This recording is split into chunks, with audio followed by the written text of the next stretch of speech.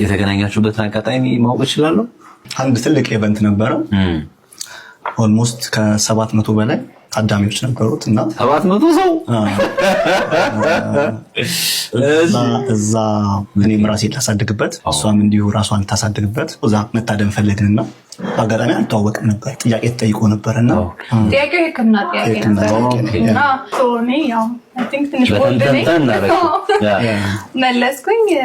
ከዛ ያን ጥያቄ ስትመልስ ማይ ጋድ ማለት ሰው በዚህ ልክ ይዘጋጃል እንዴ ብዬ ባለቤቷ ታድሎ አልኩኝ። ዞር አያት ምናምን ፊታ ነው የዛ ቀን አይደለም።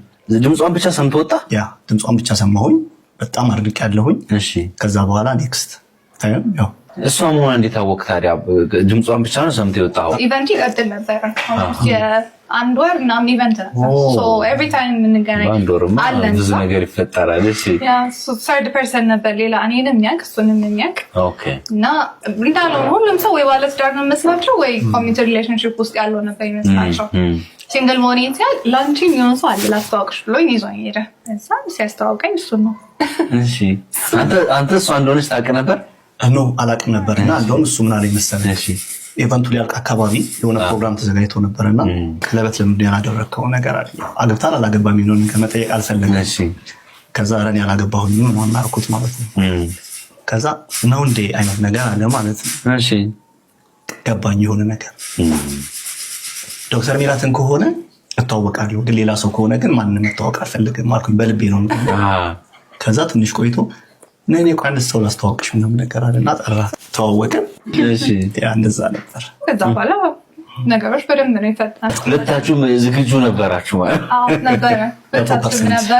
100% ከአንድ ዓመት በላይ ጸልያለሁ። አረተው ያ ቃል ላውጥቼ ከአንድ ዓመት በላይ ጸሎት አድርጌ ምክንያቱም ቤተሰቦቼ ይፈልጋሉ እንዳገባ ጓደኞቼ ይጠብቃሉ እንዳገባ ግን ያ ትዳር ግን ከእግዚአብሔር ካልሆነ ትንሽ አስቸጋሪ ነውና ጸሎት ማድረግ አለብኝና አንድ ዓመት ሙሉ እየቆየ መጣ እና ሲቆይ ያ የተሻለ ነገር ሊመጣ ነው ወደኔ ማለት ነው ነበር ማስበውና እግዚአብሔርም ያው የሚገርም ነው። ያ በጣም ይሄኛው ሐሳብ በጣም የሚገርም ነው።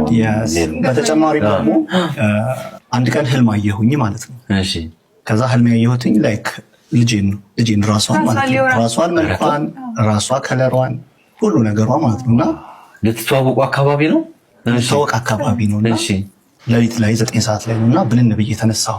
ሪል ህልም እንደሆነ ገብቶኛልና ኢሚዲየትሊ ደወልኩኝ አክስቴ ጋር እናቴም ጋር ደወልኩኝ። እንደዚህ ህልም አይቻለሁ እንደዚህ ወደ ህይወትክ የሚመጣ ትክክለኛ ሰው አለ እና ቀልድ ምናምን ነገር አቁምና ሲሪየስ ሁን አሉኝ ማለት ነው። እና ብትወልደው የመጀመሪያ ልጅ ሴት ናት አሉኝ ማለት ነውና ያ ከዛ በኋላ ያ ድምጿን ከዚህ በፊት ሰምቻለሁ ብያለሁ።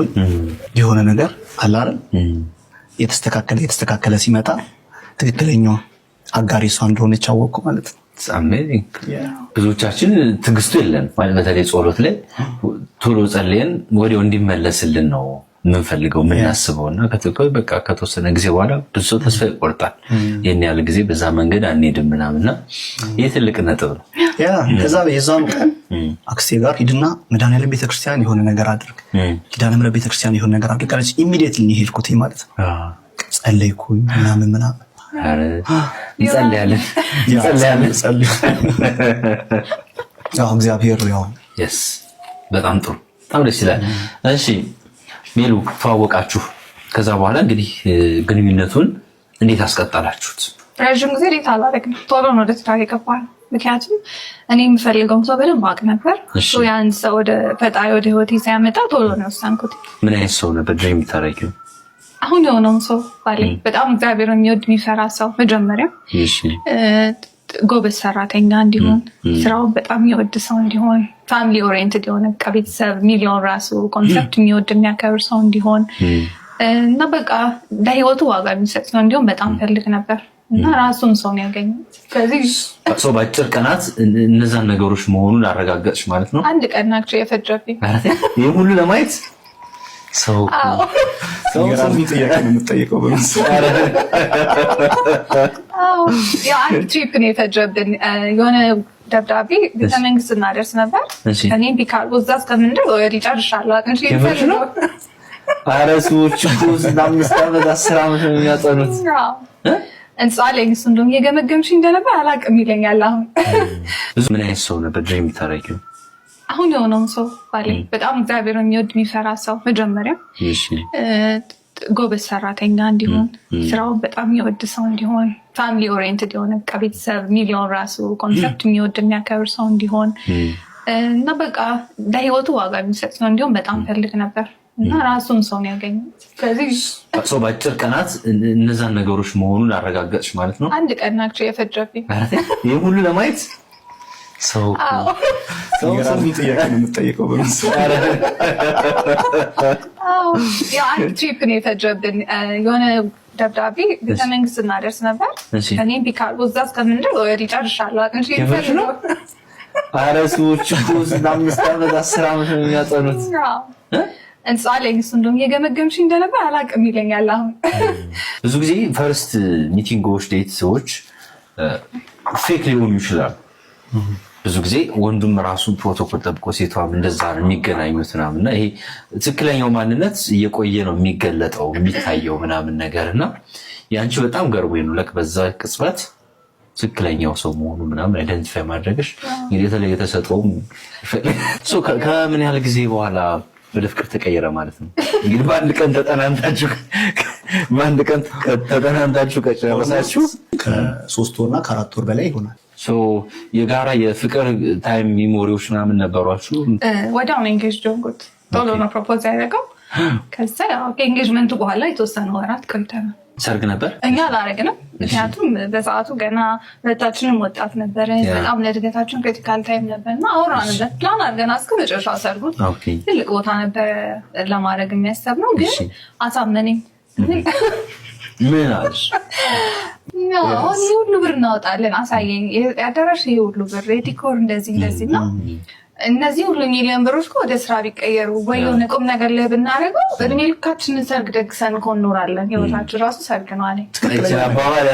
ትክክለኛ ነገር ቤቱ ሰርግ ነው አለ። ከዛ በኋላ በፊት የማስበው ነገር ነው፣ ቤትህን አሳምረህ ስራህን አሳምረህ ላይፍህን አሳምረህ ሁሉ ጊዜ ሰርግ ማድረግ ትችላለህ።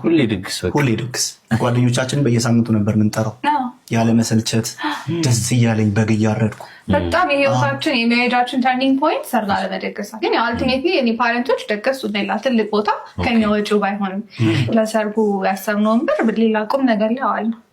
ምንኖርበትን ቤት ኦልሞስት ሀፍ ፔመንት የከፈልነው በሰርግ የምናወጣ የነበረውን ወጪ ነው። እርግጥ እንደዚህ ስንል ሁሉም ሰው የራሱ አመለካከት ይኖራል። ሰርግ ማድረግ ትክክል አይደለም እያልን አይደለም። በጣም ደስ የሚል ነገር ነው። እየተቃወምን አይደለም። እንዴት አገኘሽው? ትዳር ውስጥ እንደጠበቅሽው አገኘሽው? ከጠበቅኩት በላይ በጣም ተራ እግዚአብሔር ያለው ሰው። እኔን ራሱ በጣም ወደ እግዚአብሔር ቤት የሚያቀርበኝ ባሌ ነው እና እኔ ድሮ ከነበርኩት ሜላት አሁን በጣም ፕሮፌሽናል አድጌ እንደዚህ በስ የምታየው በባሌ ምክንያት ነው። የነበረኝን ጉድለት የሞላ ሰው ነው። ማወራው እንዴት አገኛት? ምንም የምደብቀው ነገር የለም ከሷ፣ እሷም ልክ እንደዛው ምንም የምደብቀው ነገር የለም። በጣም ደስተኛ ነኝ። ከዛ በልጅ መባረክ ደግሞ ሌላ ህይወትን በሌላ መንገድ እንድታይ እንግዲህ መንገድ ይከፍታል። ሰው በልጅ መባረክን ደግሞ እንዴት አገኘሽው? I think ልጅን ወላሁ